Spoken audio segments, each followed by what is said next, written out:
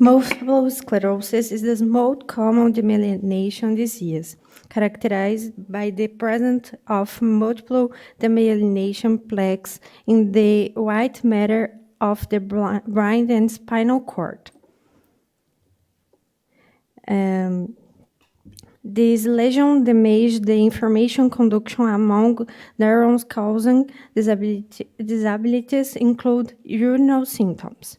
LTLV1 associated myelopathy, tropical spastic paraparesis, is a progressive neurodegenerative disease that causes lower urinary tract symptoms, LUTS.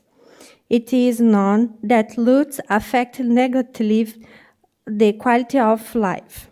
When present, make is the treatment necessary and conservative management are the first line treatments.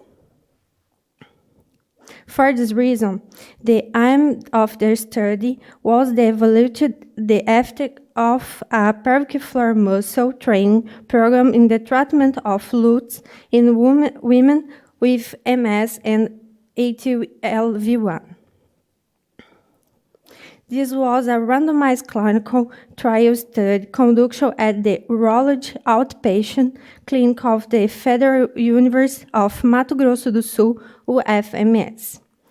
With 20 women participated were randomized in two groups.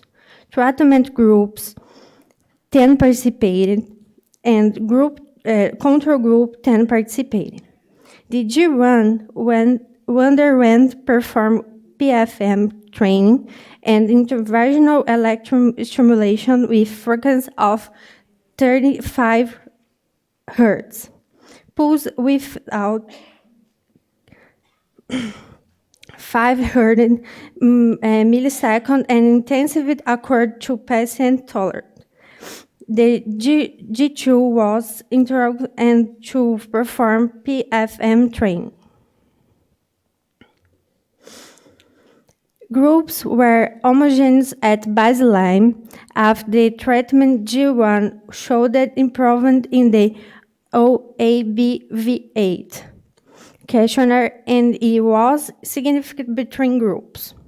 In the perfect to screen assessment, G1 showed better results when compared to groups in all domains and was significant between groups.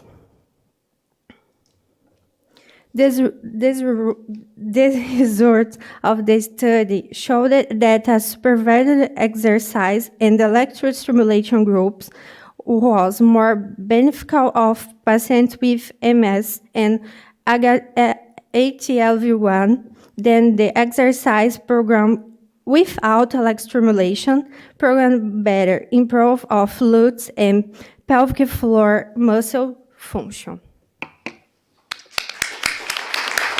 Thank you. Sorry for English. Thank you very much. Time for questions. Well, I have a question to you. I couldn't find in your paper, were you able to follow up all the 10, okay? All the 10 persons in both groups, or were there any dropouts? Teve dropouts no seu trabalho, foram 20. A primeira vez que você pegou os pacientes, você lembra que foi do dropout? Teve alguns que deixaram? Sim. Ah, sim. Foram 8. Assim, eu peguei a mais 50 pacientes. There were 50 patients screened, and then just 20 were randomized. Yes, but it was possible to follow up 10 in each group. Yes, okay. It's quite a small study. How will you use the results, and what will you continue with after this? Vai continuar? Sim. I just want to clarify that this is this was a study of a graduate student to the end of the faculty, so that's why it was so small. But now she's doing her master's, and she's continuing the data collection. So you are going to have more patients within the study next time? Não é problema que a gente encontrar os pacientes neurologicamente iguais. Lembra que eu te falei? Aí a gente está continuando. Yeah, they are continuing also with other students working together. And yes, they are finding. So I understand this is a student project, but when you continue, what about blinding of the assessor? O avaliador foi cego? Não. No. Yeah. Yes or no? We have to talk with her supervisor about this.